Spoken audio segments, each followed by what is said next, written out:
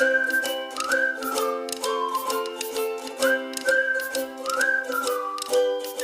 बच्चों, today we will learn class 9 math chapter 1 exercise 1.5। बच्चे, इस वीडियो में हम लोग क्या करेंगे, एक्सरसाइज 1.5 के जो भी बेसिक कॉन्सेप्ट है ना, उन बेसिक कॉन्सेप्ट को हम समझेंगे और क्वेश्चन नंबर फर्स्ट को क्या करेंगे बच्चे, हम लोग सॉल्व करेंगे। चलिए, तो इसका ना बेसिक कॉन्सेप्ट मैं आप लोग को समझा दूं पहले। तो बच्चे देखिए ना, हम लोग क्या सीखेंगे, हम लोग अभी सीखेंगे law of exponent for real number. तो बच्चे देखिए ना, कुछ कुछ लॉ है। तो फर्स्ट लॉ क्या है बच्चे, फर्स्ट लॉ ये बोलता है ना कि सपोज करिए कि यहाँ पर कोई नंबर ए है और उसका पावर एम है। बच्चे ए को बोलते हैं बेस और एम को बोलते हैं एक्सपोनेंट या फिर पावर बोलते हैं ना। तो सपोज करिए कि कोई दो नंबर है जिनका बेस क्या है, सेम है, लेकिन पावर क्या है बच्चे, अलग अलग है ना। तो उसको हम लोग बोलते हैं A to the power M multiply A to the power N is equal to A to the power M plus N होता है। याद रखिए बच्चे, जब भी क्या होता है मल्टीप्लाई होता है ना, तो पावर क्या होते हैं, प्लस होते हैं। सपोज करिए कि एक एग्जाम्पल लिखा हुआ है 6 to the power 3 divide multiply 6 to the power 2। ये कितना हो जाएगा बच्चे, तो बोलोगे sir 6 to the power 3 plus 2 होगा। देखिए बेस से पावर ऐड हो जाएगा, इसका आंसर हो जाएगा 6 टू द पावर 5। आगे सपोज करिए नेक्स्ट रूल है ना कि सपोज करिए A to the power M multiply divide होगा ना, क्या होगा, डिवाइड होगा A to the power M divide by A to the power N is equal to क्या होता है बच्चे, A to the power M minus N होता है। क्या होता है, एम माइनस एन होता है। तो जब यहाँ पर डिवाइड होगा ना, तो बच्चे ये रूल होता है। तो सपोज करिए कि यहाँ पर लिखा है 6 to the power 3 divide by 6 to the power 2। तो इसका आंसर हो जाएगा 6 to the power 3 minus 2, that is 6 to the power 3 minus 2 1 होता है। और 6 टू द पावर 1 क्या होता है बच्चे, 6 होता है। यहाँ पर ऐसा भी लिखा हो सकता है या फिर ऐसा लिखा हो सकता है A to the power M divide by A to the power N. ये बच्चे ये ना डिवीजन वाला ही है, ठीक है ना। थर्ड रूल क्या बोलता है, तो थर्ड रूल ये बोलता है ना कि सपोज करिए कि यहाँ पर लिखा हुआ है A to the power M to the power N. तो मतलब कि पावर ऑफ पावर रहता है। तो बच्चे तो ये क्या होता है, ये होता है A to the power M multiply N, और एम मल्टीप्लाई एम एन को एम एन बोलते हैं, ठीक है ना। तो यहाँ पर सपोज करिए ऐसा लिखा हुआ है कि 6 to the power 2 to the power 3 लिखा हुआ है। तो ये हो जाएगा 6 टू द पावर, देखिए यहाँ पर 2 3 का मतलब ये नहीं है ना कि 2 और 3 को लिख दिए, नहीं बच्चे ये नहीं है। इसका मतलब ये ना कि इसको ना मल्टीप्लाई करके लिखना है, 2 मल्टीप्लाई 3, तो 6 टू द पावर 3 टू जा 6 हो जाएगा, ठीक है। आई थिंक समझ में आ गया होगा। अब देखिए, अब कहीं पर अगर ऐसा लिखा रहता है ना कि ना, एक और रूल है कि a to the power m लिखा है और equal to A to the power n लिखा है। तो देखिए दोनों का बेस क्या है, सेम सेम है। लेकिन इस बार क्या है बच्चे, इस बार ये है ना कि ना तो ये मल्टीप्लाई में है। अगर मल्टीप्लाई में रहते तो हम लोग प्लस कर देते, डिवाइड में रहते तो हम लोग माइनस कर देते, लेकिन ये यहाँ पर इक्वल टू है। तो बच्चे इस केस में होता ये है ना, इस केस में होता ये है कि अगर A to the power M equal होता है A to the power N के ना, तो यहाँ पर होता ये है कि एम इक्वल हो जाता है एन के। सर समझ में नहीं आया, समझा रहा हूँ। सपोज करके यहाँ पर लिखा हुआ है 6 to the power x minus 2 is equal to 6 to the power लिखा हुआ है 5। तो इसका मतलब ये है ना बच्चे, देखिए यहाँ पर बेस क्या है बच्चे, सेम सेम है, बेस क्या है, सेम सेम है। तो पावर क्या हो जाएंगे बच्चे, इक्वल हो जाएंगे। मतलब कि x माइनस 2 इक्वल हो जाएगा 5 से। यहाँ से फिर 6 का रूल हट जाएगा, और तो यहाँ पर x को x लिख देंगे, और यहाँ पर 5 माइनस 2 इधर आएगा तो +2, और यहाँ पर 7 हो जाएगा, ठीक है। आई थिंक समझ में आया होगा। अब देखिए नेक्स्ट जो है ना, वो बोला जा रहा है कि अगर कहीं पर ऐसा लिखा हुआ है a by b to the power m लिखा हुआ है, तो इसका मतलब ये होता है कि इसमें a टू द पावर भी m है और b टू द पावर भी m है। तो बोलने का मतलब ये है कि अगर कहीं पर लिखा रहता है कि 6/7 टू द पावर 3 लिखा हुआ है, इसका मतलब ये है कि यहाँ पर 6 का पावर भी 3 है और 7 का पावर भी 3 है, ठीक है ना। नेक्स्ट देखिए रूल क्या है, तो नेक्स्ट रूल है ना बच्चे, सपोज करिएगा कि यहाँ पर लिखा हुआ है a b to the power m. दोनों डिवाइड में नहीं है, मल्टीप्लाई में है। तो आप बोलोगे कि सर यहाँ ए का पावर भी एम है और बी का पावर भी एम है, और दोनों के बच्चे ना मल्टीप्लाई का साइन है। ये आप सिंपल कैसा बोल सकते हो, A to the power M B to the power M है, ठीक है। समझ में आ रहा है इतना। तो इसका एग्जांपल देख लीजिए, तो बोलोगे ना कि यहाँ पर क्या है, 6 टू द पावर क्या है, 5 है।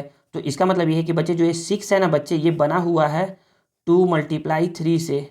2 मल्टीप्लाई 3 कितना होता है बच्चे, 6 होता है। यहाँ पर पावर 5 है, तो इसका मतलब ये है कि यहाँ पर 2, तो बोलोगे देखिए ना, यहाँ पर 2 का पावर भी क्या हो जाएगा बच्चे, 5 हो जाएगा, और यहाँ पर 3 का पावर भी क्या हो जाएगा बच्चे, 5 हो जाएगा, ठीक है। आई थिंक समझ में आ गया होगा। अब देखिए, अब एक और कॉन्सेप्ट देखिए, अगर कहीं पर भी लिखा रहता है ए टू द पावर 0 लिखा रहता है, क्या लिखा रहता है, ए टू द पावर 0 लिखा रहता है, तो इसका आंसर होता है बच्चे 1 होता है। इट मीन्स अगर कहीं पर लिखा हुआ है कि 100 टू द पावर 0 लिखा हुआ है, इसका मतलब ये है कि आंसर इसका 1 आएगा। या कहीं पर भी लिखा हुआ है 5 टू द पावर 0, इसका आंसर 1 आएगा।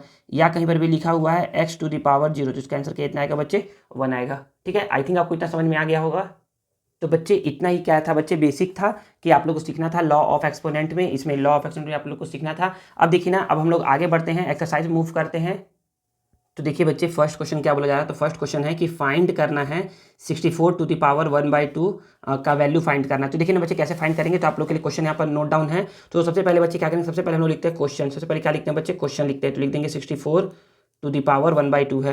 अब क्या करेंगे बच्चे, इसको तो ये तो याद रखिए, जो यहाँ पर नंबर दिया रहता है ना, उसका निकालते हैं प्राइम फैक्टराइजेशन। तो आप निकालोगे इसका प्राइम फैक्टराइजेशन है। तो 64 2 के टेबल में आता है बच्चे 32 टाइम्स में, 2 के टेबल में आता है 32 16 टाइम्स में, 16 आता है बच्चे 2 के टेबल में 8 टाइम्स में, 8 आता है बच्चे 2 के टेबल में 4 टाइम्स में, 4 आता है बच्चे 2 के टेबल में 2 टाइम्स में, और 2 आता है बच्चे 2 के टेबल में 1 टाइम्स में। तो यहाँ पर देखिए कितनी बार 2 आ गया है, 1 2 3 4 5 6।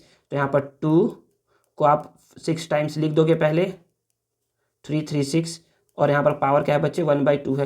देखिए इसका मतलब ये है ना बच्चे, 2 टू द पावर, देखिए ना यहाँ पर क्या है 2। अब बच्चे यहाँ पे याद रखिए ना कि जब भी देखिए बच्चे क्या हो, बेस सेम हो, बेस देखिए सभी का 2 2 है, और पावर क्या है बच्चे? सभी में 1 1 1 है, कुछ नहीं लिखा मतलब कि 1 1 है ना, और दोनों क्या है बच्चे? मल्टीप्लाई में है, मल्टीप्लाई में है। तो क्या होता है, पावर ऐड होते हैं ना, बताया था अभी। तो पावर 1 2 3 4 5 6, तो पावर यहाँ 6 हो जाएगा, और यहाँ पर 1/2। तो आप बोल दोगे यहाँ पर कि since a to the power m multiply a to the power n होता है a to the power m plus n। देखिए जब भी मल्टीप्लाई में रहेगा ना और बेस सेम होगा, तो पावर क्या होते हैं? ऐड होते हैं। तो आप बोलोगे कि यहाँ पर इतना हो गया। ठीक है, फिर आगे मैं अभी बताया था कि जब पावर ऑफ पावर होता है, पावर ऑफ पावर, पावर के पावर करें तो क्या होता है? वो मल्टीप्लाई होता है। तो 6 मल्टीप्लाई 1/2।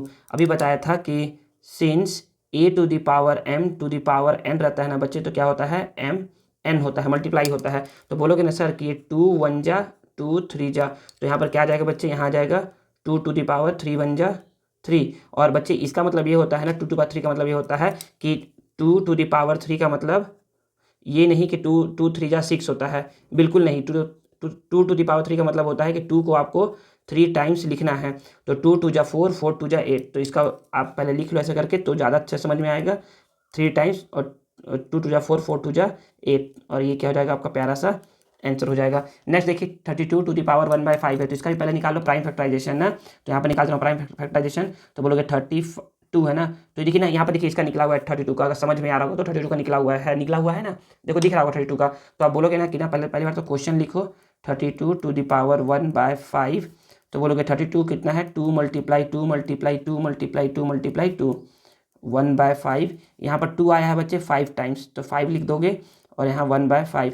तो ये रूल को यहाँ पर लिखोगे ना, तो बोलोगे ना कि since a to the power m multiply a to the power n, ये होता है m प्लस n।